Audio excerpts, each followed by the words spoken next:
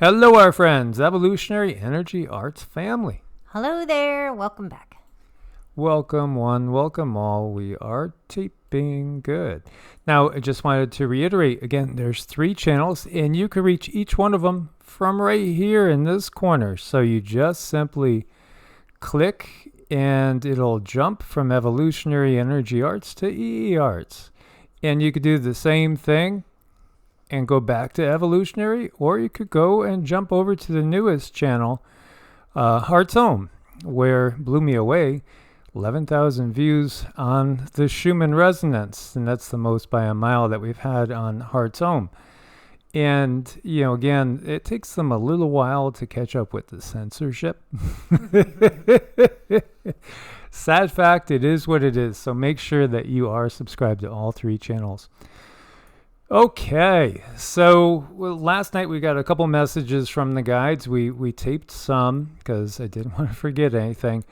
And then when we were off to the farmer's market this morning to get some fresh goodies, which, by the way, it was really interesting because we stopped by a farm-side stand, which we go to relatively regularly. They were absolutely jam-packed. We went to the farmer's market. It was insane. There was like no parking.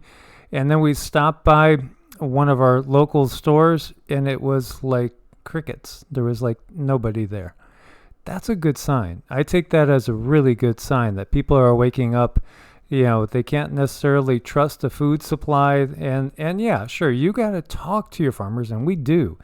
I mean, I have conversations with everybody. When I go to the farmer's market, I'm asking them, so what do you think about ouchies? Do you guys ouchie? You know, your animals, you know, do you use any antibiotics? What are you doing with, you know, how do you, and we get into all these discussions, and then I'll point out the channels and try to wake them up more. I know. And what's really good, though, is that a lot of them admit that a lot of people are asking questions about the food supply and what they use in it and how they treat it and so on and so forth. So it definitely seems like these folks who are running the farmers markets are definitely awake. And, you know, as long as you know where your food is coming from, the closer you can get the food from hand to mouth, when you know whose hand it's being picked from, going to your hand to your mouth, the safer the food. That's why we always recommend, you know, if you're in a space where you can grow your own food, that's ideal. But if you can't do that, knowing the folks who are growing your food is the second best thing. Absolutely. You know, and don't be afraid to, you know, give them a little education. Right. Because there might be things that they don't realize. So on the way to the farmer's market, you know, Cindy hits me with oh, by the way, you know, I kind of had a vision of the big ones happening all pretty much at the same time. Cascadia, San Andreas, and the new Madrid. I was like, oh, that's all. No, don't worry about it. We'll talk about that some other day. No! What? What did you get? Tell me! You know, you just throw that out there. Well, we were in our house, and it almost got shaken off of its foundations. Actually, I'm not sure if it was shaken off its foundations or not. And so, you know, I was like, oh, hello, woman. Get me up to date here. I know, but, you know, it was really scary because in the vision, the house was shaking, and I kind of want to explain when you're out of body and viewing these things from several different angles. It's different than when you're in the body seeing things linear, because I was in many different places viewing many different things, and that's just kind of how it works when you're out of body. So one of the aspects that I was in the house, and the house is shaking, and we knew right away exactly what was going on, and it was like a multitude of any big earthquake or any big problem that could have happened was happening across the United States. And then another aspect of it was viewing the weather and how things were, and it was kind of a dark, overcast day, and it was cold. And then viewing from the city point of view, people trying to find a place to be until they could find a way home, because the planes could not fly in the air, and people were being shipped home via Greyhound buses, which I thought was unusual. But before they got on the buses, they were having to be housed in these high-rise hotel-like buildings that did not have all the necessary utilities that one might need to stay comfortable, like the showers weren't working, the toilets weren't working. So people ultimately were finding buses, hopefully finding their way home, because even though you're getting on a Greyhound, they weren't positive that the roads were good all the way to your home, wherever your home might be.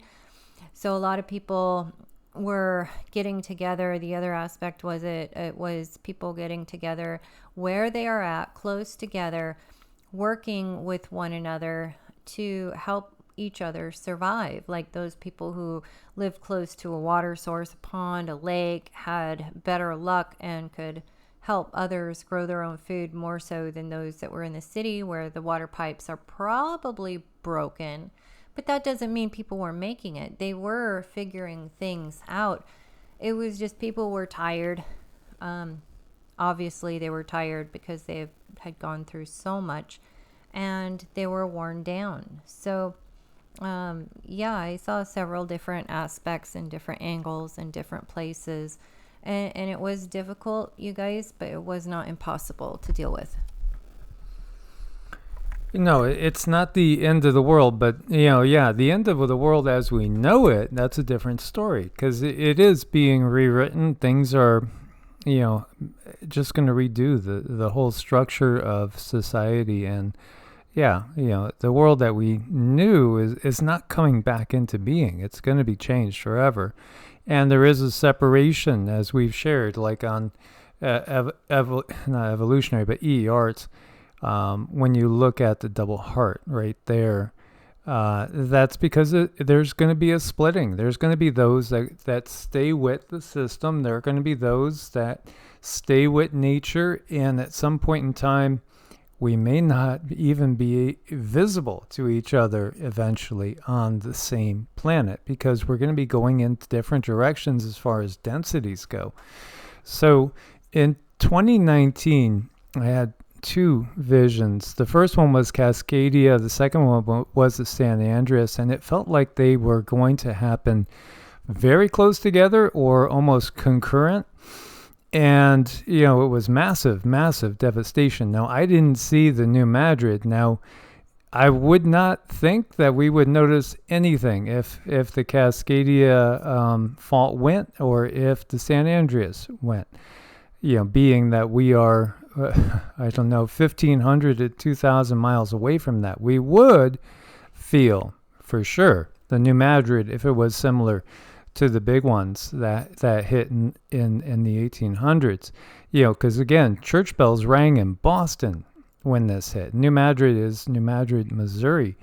And where you look at this right here, where this arrow is pointing to, this is, exactly where the intersection of the October 2017 and April 8th, 2024 eclipses are, directly over the New Madrid. And here, and what's interesting too is, they both basically come over the Cascadian area. One comes up higher, the other one comes down lower. And we've covered all this before, but these are huge markers. These are huge markers. Because I asked her, I said, what time of year do you think it was? And she was feeling it was probably fall. Now, where we are, it doesn't really hardly ever get very, very cold. So, it is relative, but, it didn't feel like summer, and it didn't feel like dead winter. So you were thinking it felt more like fall, perhaps spring, or you think, no, it felt more fallish? It was clouded over, and it was kind of dark, and it was kind of cold. So I think the mood, the energy felt more fall. And, fall is again where our buddy had his visions too, where the war starts in the fall. And, the way I look at this too is I feel this is basically 6 months here. I feel like the bigger events start in the fall of this year. We're already watching bigger events, and they are starting to really manifest. And doesn't mean that nothing's going to happen between now and the fall. Oh, quite to the contrary. I would expect there to be an expansion of the war. It could be Taiwan breaks out at any particular time. And as we're going to look at some of the news going on, we've been so focused on Russia and Wagner Group. That whole situation is certainly very curious. But before we go there, we have a large emergency response underway after a freight train collapsed into the Yellowstone River in Montana.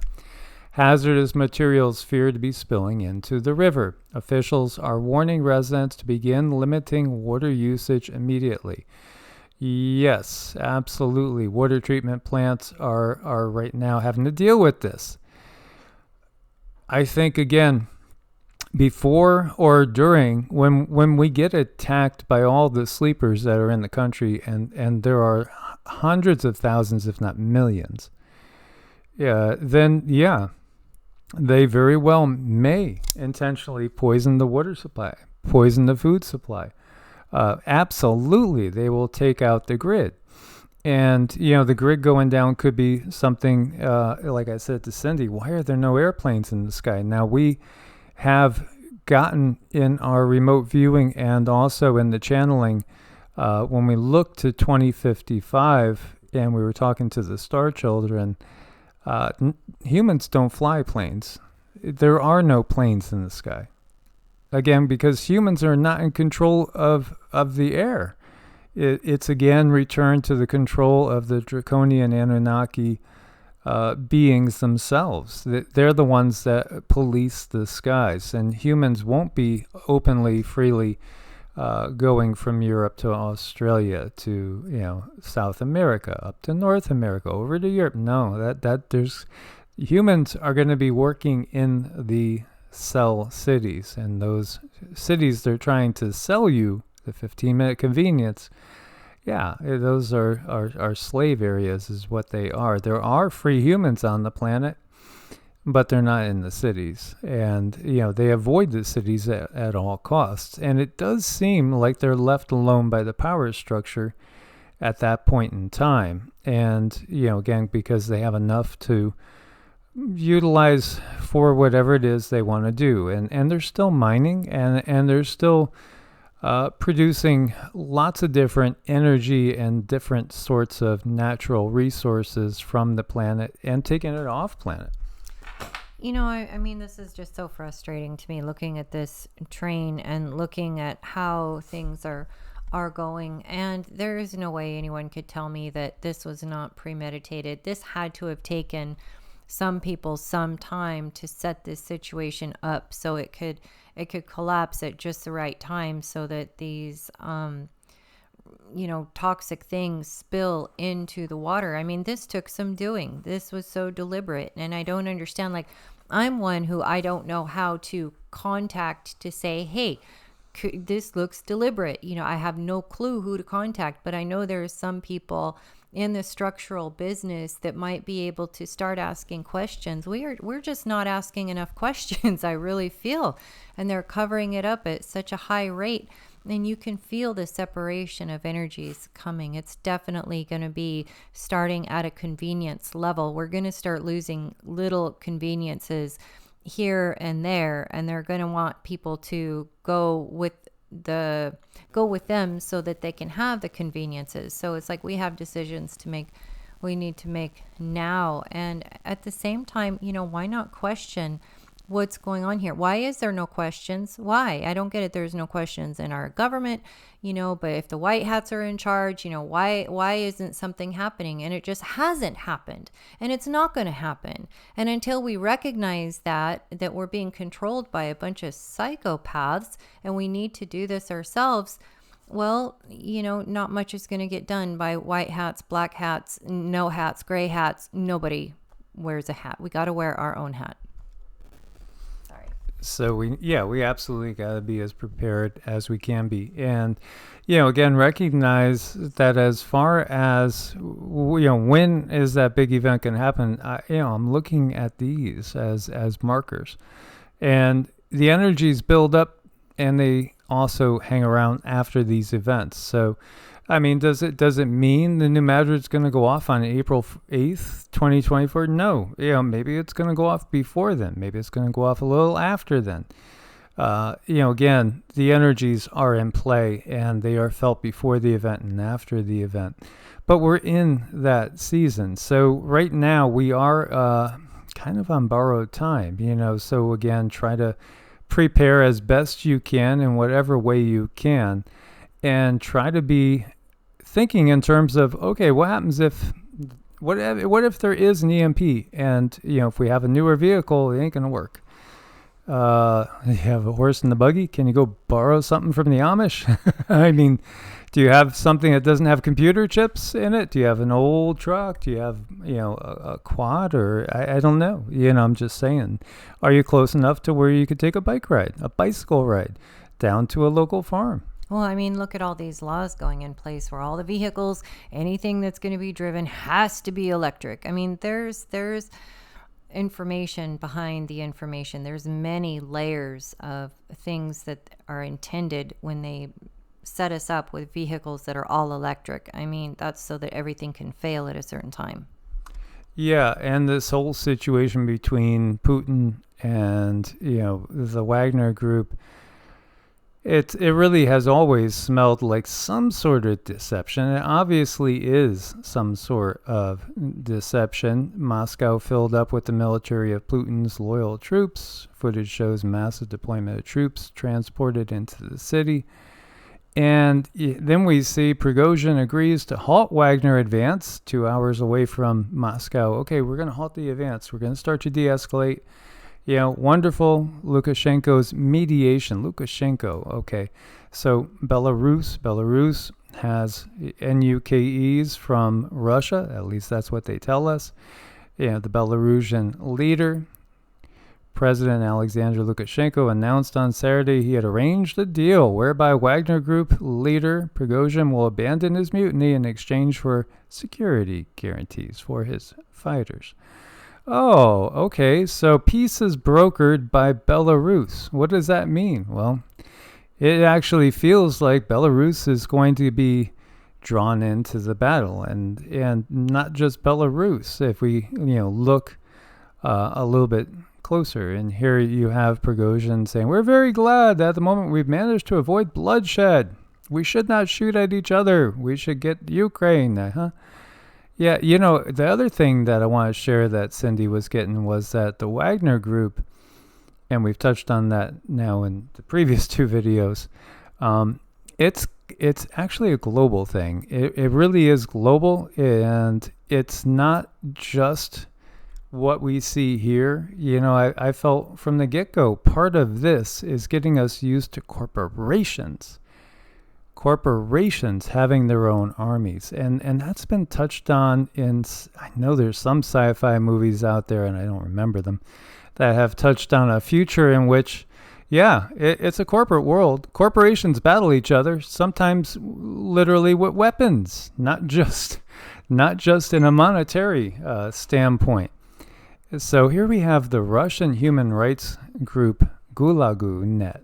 States that Wagner's armed rebellion was an operation planned since autumn 2022, and the operation to seize Russian strategic NUKE weapon sites.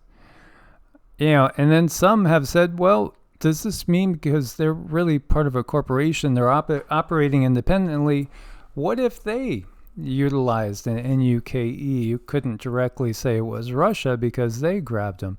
Again, there is deception underway. There's a lot of layers to this. And Wagner is part of a much bigger umbrella corporation of sorts, let's say. As you see, the Russian presidential fleet Ilyushin Tu-96, et cetera, leaving Moscow. But was Putin on it? Was he heading up to St. Petersburg? There was reports he was. Belarusian soldiers fighting for Ukraine and Belarusian freedom fighters in Poland. It's time to take control of Belarus.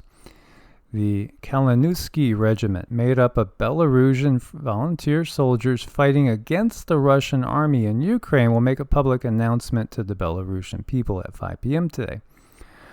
The traditional white, red, white flag will soon return to Belarus. Free Belarus. Yes, they are. This really looks like they are simply opening up multiple fronts now, and they're going to draw Belarus officially into the war, so it's no longer a Russian-Ukrainian war, but it'll be Russian, Ukraine, Belarus, Poland, which triggers NATO.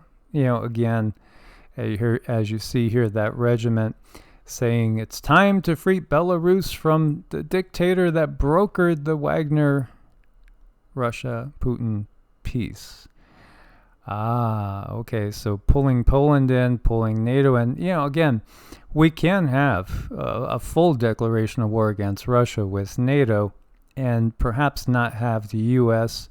openly attacked with NUKEs. Again, we've gotten that the Galactic Fed won't let that happen directly. In reality, it could have something happen that looks like that, using, again, as I've been thinking the whole time when we look to Lebanon and the Beirut blast, I think that was a test. I really feel that was a test, and I think that was what they intend to do to the U.S. and perhaps other NATO countries, that they will say is, NUKE, and you can't go into these areas because of radiation. In the meantime, they really might trigger radiation overflows from multiple sources, including power plants. And they might use perhaps many of those, blasts that we saw over in Beirut, which were horrific. Can you imagine, multiple of those going off across various cities along coastlines? That feels very, very likely. Let's hope it's not. But again, it's a case where we got to awaken people very quickly to what's going on. And ourselves take whatever precautions we can do. So we see strato tankers and strato fortresses, B-52s up in the air. This is over Washington State. And meanwhile, did you know 500,000 Libyans en route to Italy? It's not just a migration event going over the Mexican border or even the Mexican and Canadian border. No, this is going on all over all the NATO countries. And this is all just pre-positioning assets, but also this is restructuring countries, and all the borders will be restructured too. The countries themselves will be restructured. They won't look anything like what they did. This happens all the time. This is why we were pointing out this census, King David's census, going back to biblical times, talking about these battles where they had 200,000 people in these battles. Do you know how big that army is? It's very large by today's standards, with 8 billion people on the planet. How many people were on the planet in those days? Was it just as populous? Where did they all go? 1900 supposedly had about 1.3, 1.2 billion in 1900. That means, if we did have, say, 2,500, 2,800 years ago, 6, 7, 8 billion people on the planet, what happened to them? It's the same thing that's happening today. This is part of that cycle. This is what they do. And this isn't Russia. This is San Francisco. Homeless set fire to the building as people were sleeping. It's a mess. Again, there are substances that are perfectly legal if they're given to you by a DR, but they're going to destroy you. They're going to destroy your body, and they're going to destroy your spirit. And your mind, and they rot the soul. They literally do rot the soul. And then there's yet things that are illegal that aren't going to necessarily harm you. It's because the system has a purpose, and the system's purpose is not serving humanity. By the way, look at this. You got Gil Bates, you got Carrie, right? Skull and Bones, and of course Gil Bates, and then you got Klaus. All in the same picture. Yeah, absolutely. Their agendas are not the agendas of benevolence. They're not the agendas of actually fixing problems. No, they create way more problems than they ever even get close to fixing. Sweden dumps climate agenda, scraps green energy targets. Hang on, Sweden. You gotta watch closely because that makes for a target when you don't go along with those agendas. And then we have this mysterious bright green flash on Jupiter that they say was just lightning. Don't worry, nothing to see here. No, that has nothing to do with a ship taking off. It's just swamp gas from somebody's anus. And they can't find a submarine. Yeah, exactly. All is not as it appears. And here you have a black heron using its wings like an umbrella, creating shade to attract fish. And then it pounces. This is exactly what they do. Come here. It's going to be safe here. Come in. Come into the city. Everything you need within 15 minutes. Raha! I know. Boy, he's kind of cute looking, unlike our other structure we deal with. Yeah, I sure wouldn't call any of these guys in this other picture. No, they're not cute. No, they can't touch nature. He's kind of cute. He is. As always, guys, stay prepared. Thank you for your support on Ko-Fi and Patreon. Keep sharing your love. Work with your neighbors. Get ready because, this is, again, it's go time. It is. Much love. God bless and namaste. Namaste.